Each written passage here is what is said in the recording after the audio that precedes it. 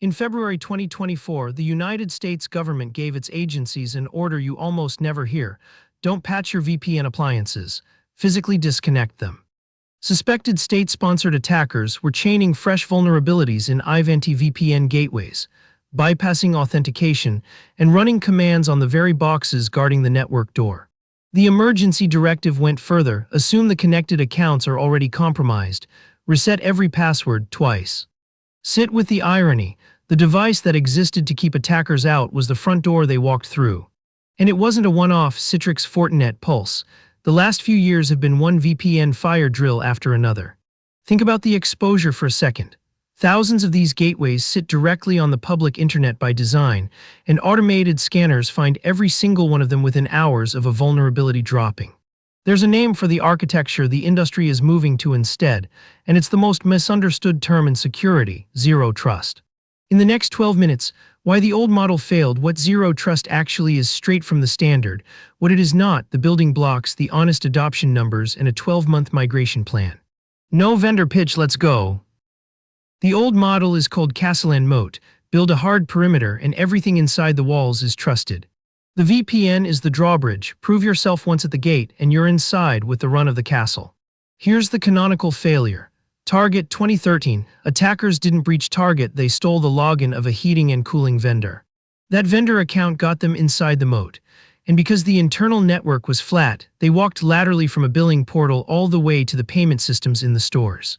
40 million payment cards, plus 70 million customer records, through the digital equivalent of the janitor's entrance. And notice the second failure hiding in the first. The exfiltration of 70 million records ran for weeks unnoticed because inside the moat nobody was really watching. That's the core flaw. Once anything inside is trusted by default, every breach of the perimeter becomes a breach of everything.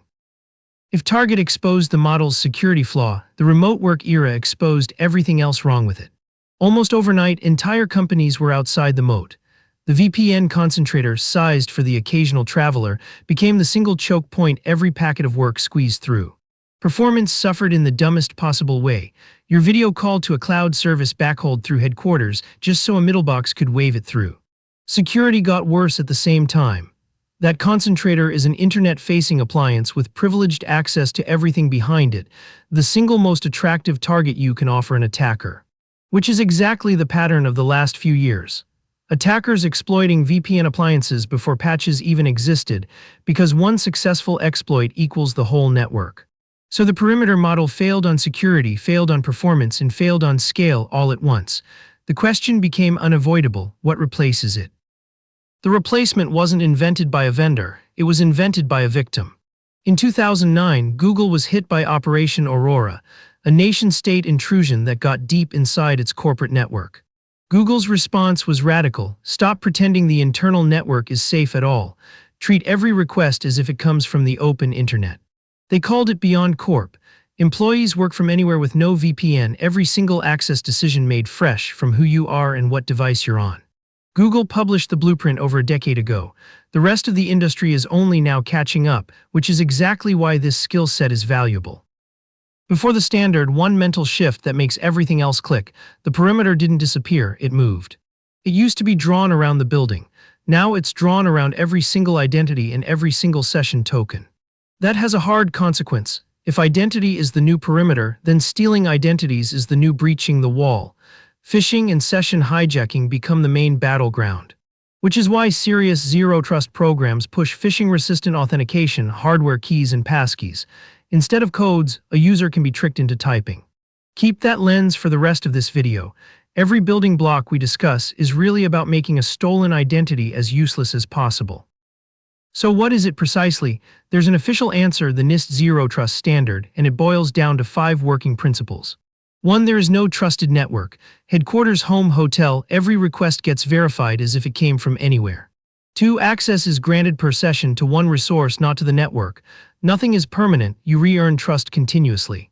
3. The decision is dynamic policy: who you are, what device you're on, its patch state, your location, the sensitivity of what you're asking for. 4. Posture is monitored continuously. A laptop that was healthy at 9 a.m. and compromised at 10 loses access at 10. 5. Least privilege everywhere. You can reach exactly what your job needs. and the blast radius of any single compromise collapses. In one sentence, never trust, always verify, per request, per device, per session, forever. Let's make it concrete and follow one request through the machine, because this is where zero trust stops being a slogan. An engineer opens the internal billing app from a cafe. In the old world, connect the VPN, get a tunnel to the entire network for the next 12 hours, browse to the app. In the new world, an access proxy intercepts the request and asks 3 questions before a single byte reaches the app. Who are you? Verified against the identity provider with strong multi-factor. What are you on? The laptop's posture patched, disk encrypted, endpoint agent healthy. And is this normal? Location, time, and the sensitivity of the resource, all scored by the policy engine in milliseconds. Pass and you get a short-lived token scoped to that one application, not a network tunnel. Every subsequent request reruns the check. And if the laptop's endpoint agent dies mid-session, the posture signal flips, the next request fails, and access is gone minutes after the machine went bad, not months.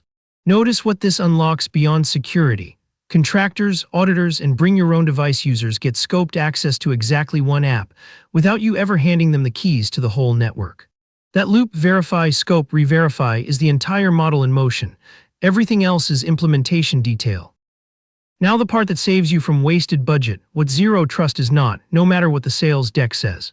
It is not a product. Nobody sells you a box of zero trust. If a quote has zero trust as a line item, you're buying a component, not the architecture. It is not just a VPN replacement. Zero Trust Network Access (ZTNA) is one slice, the remote access slice. The model covers every access path, internal ones included. It is not only multi-factor authentication. MFA strengthens the identity check, but identity is one input among several. Device state and context matter just as much. And it is not a quarter-long project. It's an operating model you converge on, which is exactly why we'll end with a 12-month plan, not a shopping list. One more myth worth killing: zero trust does not mean zero usability. Done right, it's less friction than a VPN client. Users just open the app and the checks happen invisibly. And it's not only for big tech. 20-person startups run this today with an identity provider and a mesh tool, arguably more easily than enterprises, with no legacy to drag along. So what do you actually deploy? 5 building blocks, and you likely own some already. Block 1, a real identity provider, single sign-on plus multi-factor for everything. Okta and Microsoft Entra are the usual suspects. Identity is the new perimeter. Block 2, device posture. Your endpoint agent already knows if a machine is patched, encrypted, and clean. Feed those signals into access decisions. Block 3, a policy engine, usually called conditional access, where identity plus posture plus context becomes an allow, a deny, or a step-up challenge. Block 4, an access proxy in front of each application, checking that policy on every request. Cloudflare Access at enterprise scale. Tailscale is beloved by smaller teams. Block 5, microsegmentation, carving the flat network into small zones so lateral movement, the move that killed target, hits a wall every few steps. And feeding it all, telemetry. Logs from every block loop back to make the policy smarter. That's the continuous part of continuous verification. If budget only allows one block this year, buy the identity layer. Every other block consumes its signals. It's the foundation the rest bolts onto. Is anyone actually doing this, or is it all conference talk?